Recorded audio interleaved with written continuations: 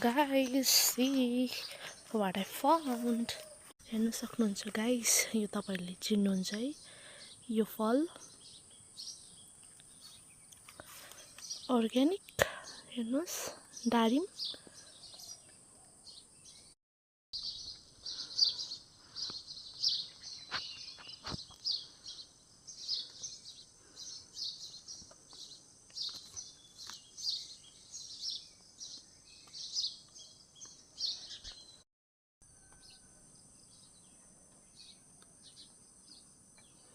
चाहिँ हाम्रो घरको अर्ग्यानिक दारिम।